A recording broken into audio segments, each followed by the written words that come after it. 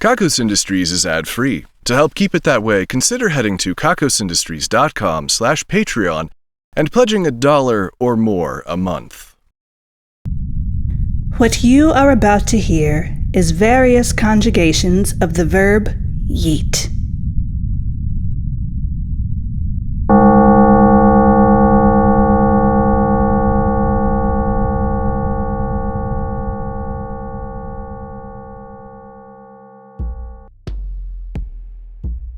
Hello and welcome to the Kakos Industries corporate shareholder announcements.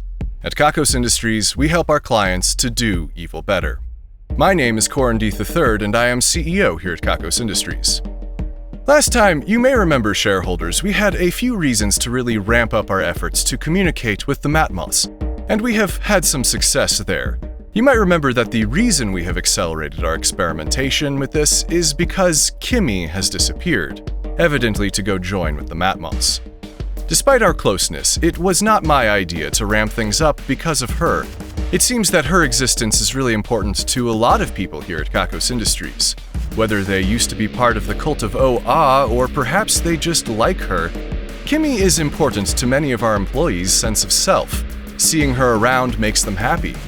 Most of these people have never spoken with her, so it's a little creepy, but all the same, people like her, and there has been a stir because of her disappearance. So we're moving things along, but I'll get to that in detail later. We have discovered a method of communicating with the Matmos effectively, but the problem is that it does involve using a person under the influence of the Matmos. And by using them, I mean subjecting them to uncomfortable electrical pulses. I am told that the experience is not exactly painful, but it is definitely unpleasant. At first, we attempted this with a person supposedly belonging to Buddy because they seem to be the most out of it at any given moment. We strapped this person in and began the broadcast. We can basically send an audio signal directly into the person's brain, and with enough power applied to it, it allows us to talk with the Matmos directly. Or at least the pools of Matmos that are separate from the large interconnected pool that surrounds the building. We have not attempted this process with any of the people infected with the regular Matmos, primarily because they're either working hard for the company or they are Clarissa and Hedera, my supposed liaisons to the Matmos, and if we tried to put electrodes on them, someone would end up dead. For the first time, though, we were able to speak directly with Buddy. It was about as enlightening as you would guess. Buddy is easily distracted and understands very little of what you ask him. He was incredibly polite, and the researchers who were contacting him found that he was very interested in their lives and gave them a lot of encouragement where they needed it most. I can see what the appeal of Buddy is to the people carrying his brand of Matmos. We tried the people belonging to the princess next. If you've forgotten, the people who belong to the princess are the ones who bring me dead animals all the time. I hate that. Apparently, they were able to contact the princess, but once they had done so, the princess asked who they were, why they were getting in touch, and when she decided that they had insufficient purpose for disturbing her rest, the person they were using as the conduit began to scream as loud as possible for minutes on end with only brief breaks to breathe. The person then ran out of oxygen from all of the screaming and passed out, ending the experiment. I am told that they are preparing to contact some of the others next. Clarissa and Hedera have been watching me from a distance recently, and when I catch them looking at me, they pantomime barfing. I know that this is related to Kimmie joining with the Matmos and the effects that has had on the rest of the people affected by the Matmos. I am told that they find me ever so slightly more attractive. I'm not sure why this specific attraction has increased. I am not the only person that Kimmie finds attractive. This was actually a frequent conversation topic for us for whatever reason. I have to wonder if this is even a real thing or if it's just an opportunity for Clarissa and Hedera to throw more tantrums. For what it's worth, I'm not interested either. Today's broadcast is coming to you from a cat-shaped alarm clock that seems to sarcastically ask if you ever even want to bother getting up again. That's directly on the spec sheets that they gave me. The alarm clock radio is called a Cat-Dio. I know it's a real stretch. If that name isn't taken already, then I assume the reason why is that everyone who thought of it had the sense not to go with that as their final idea. I am told that this comes from a collaboration between Experimental Electronic Anachronisms, a company that specializes in bringing old, unwanted technologies back, and our division of cats. I'm going to level with you, shareholders. There is no division here at Kakos Industries that freaks me out more than the division of cats. There are divisions that are responsible for making unspeakable horrors that don't freak me out as much. The people in those divisions at least understand that what they're doing is strange and unhealthy. The people in the division of cats have no sense whatsoever for how unreasonable they are. They have no sense for how unhealthy their habits are, and they have no sense for how difficult it is to breathe in their offices with all of the cat hair. There are, no joke, like 700 cats in their office. It's a big office, but that's a lot of fucking cats, okay? And half of the people you tell about the division of cats are like, sick, I want to work there. Makes no sense to me. Monsters, that's respectable. What are they even studying about cats? What is there to know about cats that we don't already? And it would be so easy for me to make the jokes that you're already thinking of. Why, Corin, don't you know that cats are inherently evil masterminds? Don't you know that they probably run Kakos Industries behind the scenes with their little kitty diabolical minds?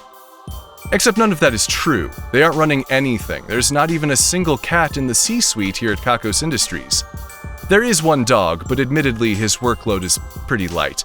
It's a lot of fucking cats, and one time they got out because someone left the door open. The division of endangered birds was wiped out, and it took us weeks to catch them all. Anyway, the division of cats had something to do with this radio. I should mention that these announcements are strictly for Kakos Industries shareholders. If you aren't a shareholder, then you should do something to become evil immediately. Otherwise, you might end up with, like, a ton of cats.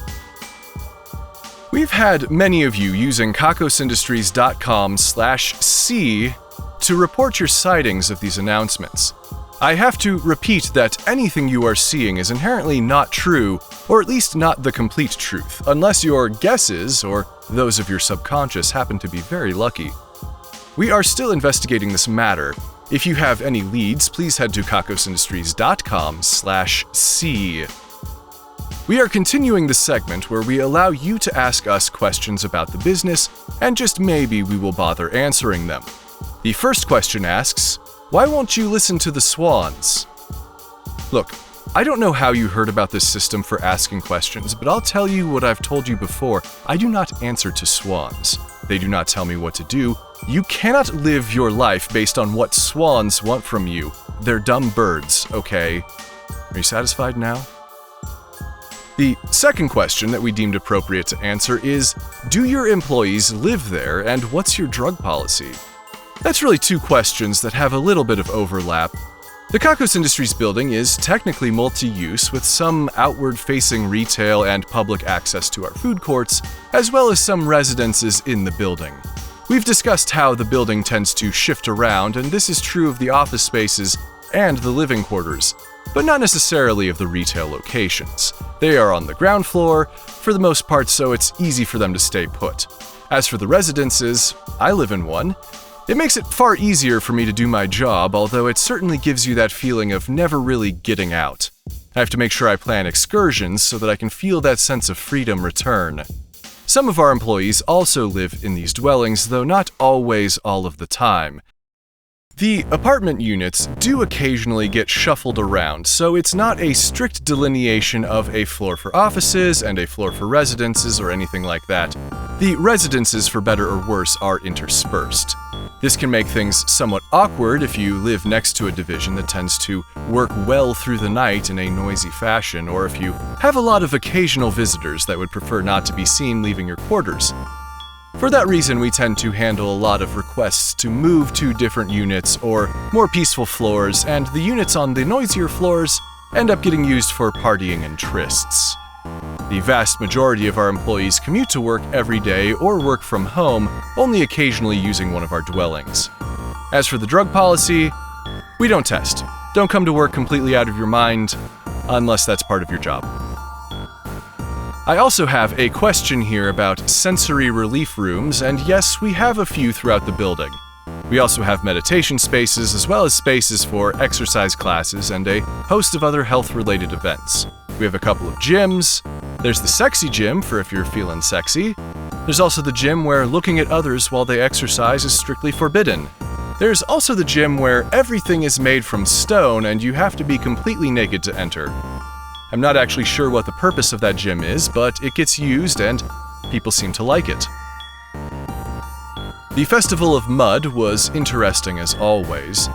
There were some very interesting consistencies of mud for all of us to experience. The chunky mud may have been the worst. I am told that one of the muds was actually made without water, but instead used some sort of silicone lubricant. We need to do a different festival. I will have to look into something else for a substitution. Coming up, we have the Festival of Innovation. I am told that the theme this year is Robot Prom. I have a suspicion they will be foregoing the fighting for some dancing and then a bunch of giant robot fucking that we have come to expect from them. We also have EvilCon coming up. This is the opportunity every year for you shareholders and shareholders in other companies I won't name to come together and really nerd out on all of the evil that will be coming soon. I am told we have some big things in the works, but I am also told that I cannot tell you anything because it would spoil the surprise. Last time I mentioned that the Tabithas are back and they are once again inordinately concerned about my sex life. They seem to think that I need to unwind and that this is the best way to do it. The Tabithas have been putting events on my calendar with titles like Sex with Tabitha L. or Corin's Chill Out Time with Some Pals. They think I'm such a slave to my schedule that I'll just show up and do whatever it says on my calendar. This is not the case. I can tell what they are doing and I am not a fan, so I am not going to just show up. Realizing that, some of these events have been designed to trick me into attending, like one that was titled Getting Business Done, which was just a conference room full of Tabithas in various states of undress waiting for me.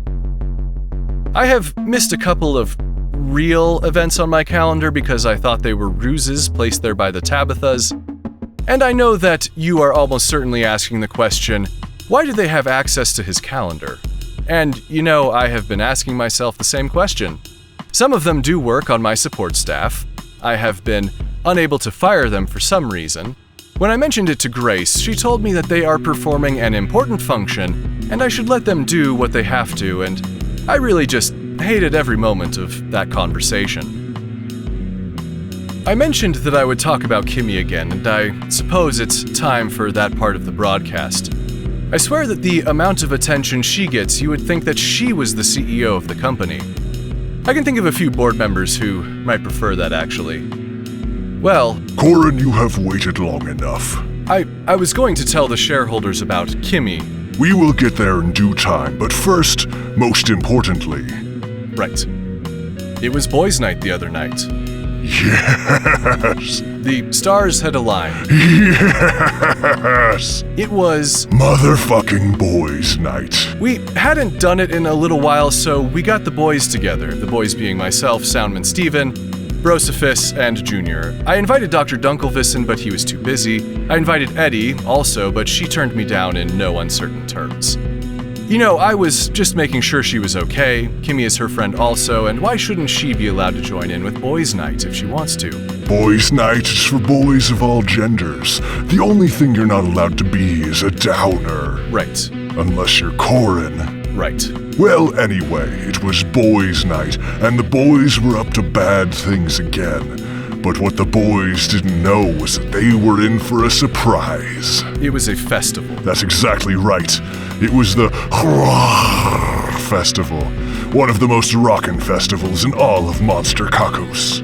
I'm not sure why we went back to Monster Kakos. There are bars with alcohol my body can actually process here on the surface. It was the Festival, and the boys needed to party hard. We were nearly stomped on several times. Yes, that is one thing I did not realize would be an issue after my reduction. I was much more squishable. We were on the level of the smaller monsters, which is gross.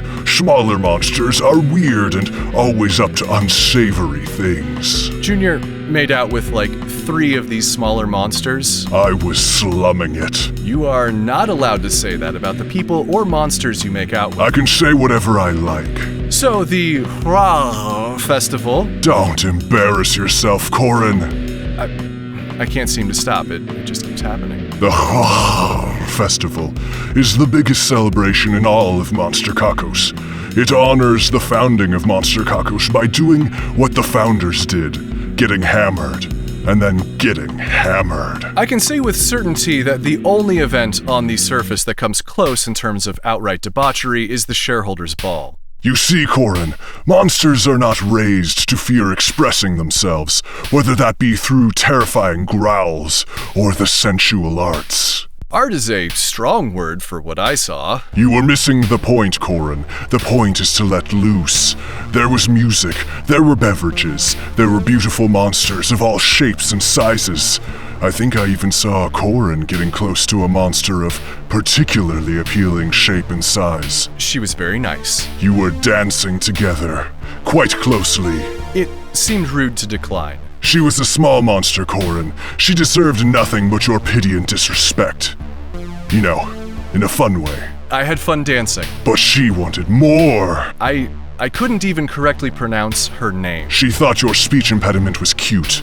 She thought you were cute. Well, it wasn't meant to be. Corin passed out again. I was severely intoxicated. The lady was offended. I'm sorry. There was nothing I could do. There were plenty of things you could do. Not after I lost consciousness. We took a breather after that. Soundman and Brosophus were not getting as messed up as we were. In fact, Brosophus seemed to just be keeping an eye on us. We didn't drive, and we still got a DD. Anyway, we dragged Corin away and got some street tacos. The tacos were delicious, but that's when the weird thing happened.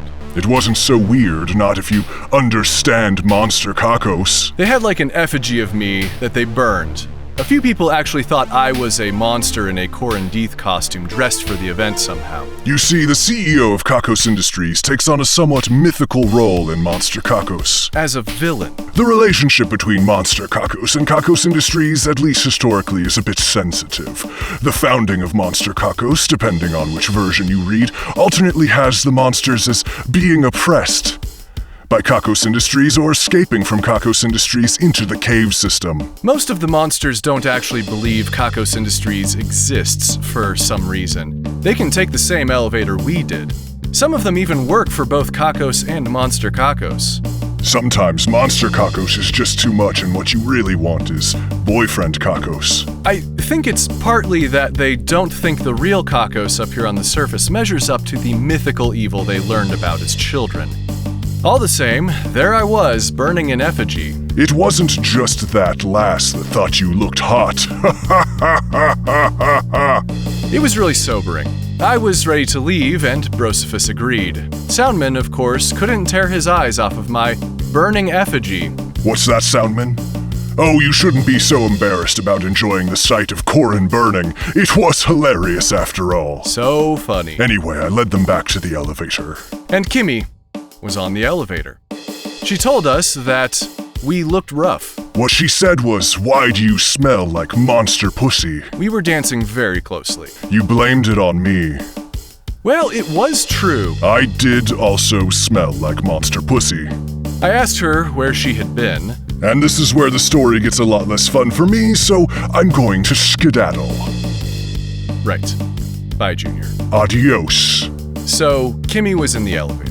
I was a bit surprised and a bit drunk still. I asked her where she had been. She said something to the effect of, "I thought you would know." I told her I knew she went and joined the Matmos. She admitted to it. She seemed to think over her words carefully. She said that things were being dragged out for no reason and that this whole situation with the Matmos needed to get resolved somehow, and it seemed that no one had the courage. Then she paused. She said that she needed to know. It was too difficult not knowing. There was a part of the experience that was somehow exactly what she had always wanted. That feeling of belonging, that feeling of not being alone in your own head for once. I asked her if it had done what she had hoped for. She said that it was sort of a mixed bag, but that overall she really liked it. She apologized. She said that she knew that we would have to stop being romantically involved. I told her that I forgave her. I understood the drive toward the unknown. She told me that she wanted to resolve this whole thing. She told me they expected me to down the whole bottle of Matmos within a week of being disconnected, and they were honestly shocked at my ability to resist. She told me she was working towards some kind of resolution, and she told me she wouldn't be far from me, at least not right away. Apparently, she was tasked with being a third liaison between me and the Matmos. I asked her if she would answer questions more easily.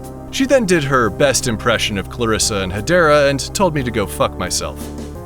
We shared a laugh. All of us, Junior, Rosephus, Soundman. She said she would do her best to enlighten me. She was wearing one of the robes. She looked happy. I couldn't really argue. When we got back to the surface, we went our separate ways. She told me she would see me soon.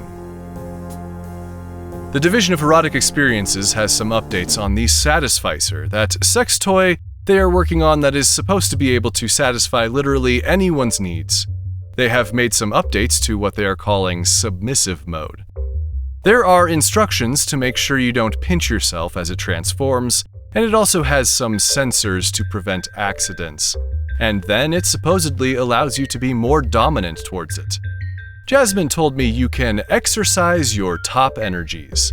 Then she slapped the device and it kind of bounced with a moan. This is going to get really uncomfortable, I can tell already. The Division of Kaiju Battle Reenactment is working on Volcanodon vs. Cloudulatrix. This battle, as we all know, was a famous one being recorded in drawings hundreds of years ago. I cannot wait to see what they do with it. The division of figuring out what all of these keys go to apparently found a spare key to my apartment. I took it away from them. It is now time for another employee spotlight. Today we are spotlighting Nicholson Bonaparte, who works in the division of robots bossing humans around. We started that division just in case the robots ever rose up, and we needed to show them that we did occasionally let them boss humans around. So maybe they would spare our lives. Nicholson is that human, and he has somehow managed to hold down this position for over 5 years, much longer than any of his predecessors.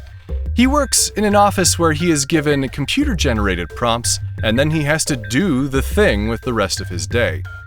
Sometimes that means he spends all day separating spice mixtures into the individual spices again. Sometimes he sorts lengths of string into their appropriate lengths from the tangle they are presented to him in. It's different every day, but it is always pointless. All the same, Nicholson provides a valuable service to Kakos Industries. Thank you for what you do, Nicholson. We have decided that the glowing laborers in our Hell labor camp are probably not glowing from enlightenment. It may in fact be some kind of chemical contamination. We have found strange deposits of glowing ores. We are unsure if they are radioactive at this time, but it is possible that Meredith Gorgoro is working on another unauthorized side project. They say that evil once turned one tile in every shower the wrong way just to slowly sap the life force of anyone living there. This is things we're taking credit for now. Today we are taking credit for fire, water, and your dependency on stimulants to make it through your day. Of course, we can't know for certain that we did these things, but we do have a whole lot of cats to give away, so watch where you think those thoughts, Dowdy McDowdy Pants. Rai Fennekin has won today's Ruin a Life drawing. As a result, the life of Ray's nemesis will be ruined. That nemesis is Tammy Huffman. We gave the Wheel of Misery a stiff spin and it landed on the space for indiscreet. From this day forward, Tammy Huffman will be 50% more indiscreet, which will have obvious and lasting effects on Tammy's life. For evil measure, Rai Fennekin will be 20% less indiscreet, which may make for some interesting results. Congratulations on the win, and best of luck. The Damnation and Ruination Squad, the team responsible for making the life-ruining declarations of the Wheel of Misery come true, are currently wearing lichen. That's it, just a combo of fungus and algae all over their bodies. It's honestly the most them they have ever looked, in my opinion. And this brings us to the end of our announcements, shareholders. It has been an eventful month here at Kakos Industries, and also for me personally. Make sure that you destroy that radio however you see fit, or it will wake you up an hour early every day until you do. It isn't worth it. The numbers are next. 2, 2, 2, 3, 2, 4, 5, 6, 8, 9, 8, 9, 4, 7.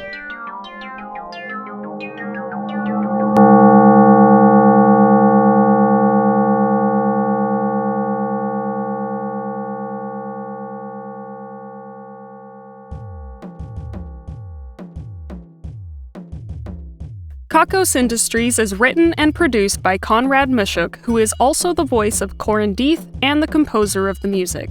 The introductions are read by Ryan Jenkins, and the credits are read by Brianna Kittle. Peak physical performance, even if you don't want to admit it. Please visit kakosindustries.com for news, extras, and more episodes. There are also transcriptions on the website if you'd like to read along with the Kakos Industries announcements.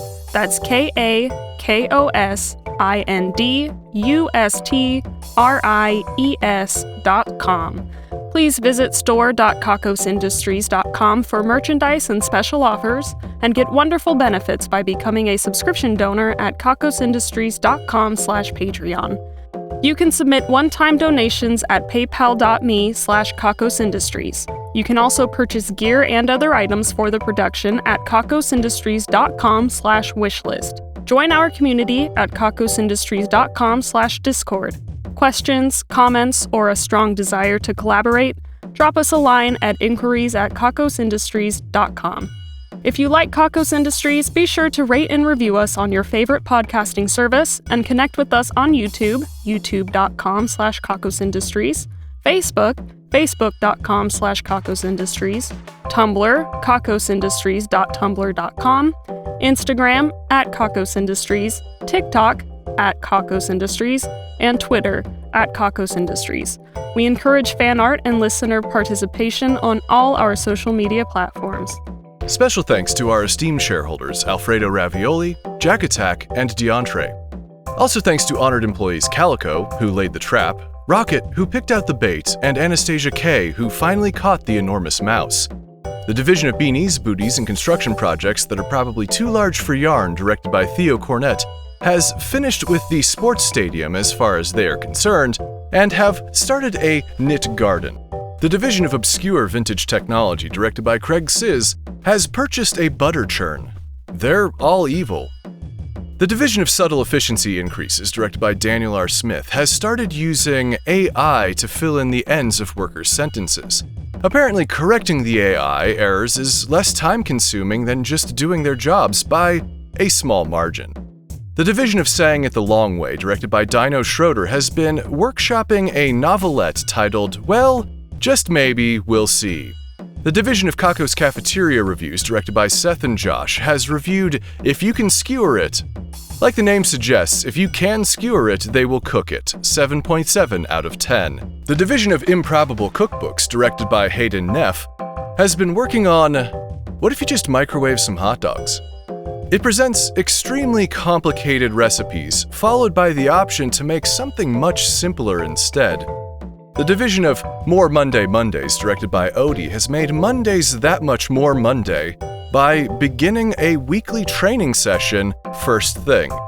The division of Villainous Introspection, directed by Sarah, has been journaling extensively about the appeals of evil and what makes it just so satisfying to do.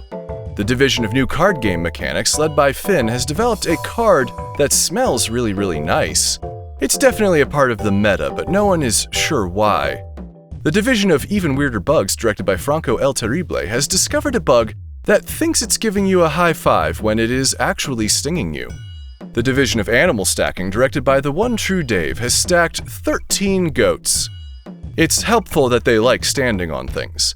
The division of Unwanted Board Game Expansions, directed by Kevin Rowland, has created an expansion set that can only be completed 20 years from the date that it is begun. The division of Prospective Exoplanet Tourism, directed by Victoria Wood, has started working on a pamphlet for the Fist Fight Nebula. It's actually quite peaceful here, though there are few planets as of yet. The division of in-office fanfiction, directed by Christina Kirkland, has started to write erotic fanfiction about two misshapen staples at the edge of one of their desks. Our esteemed shareholders, honored employees, division heads, and other Patreon patrons are the best. If you want a thank you in the credits, your own division, or other great rewards that help to keep this show running, please head to kakosindustries.com/Patreon. That's Patreon, Patreon. Kakos Industries can be dark. Draw a picture of the emotions it brought about deep within you.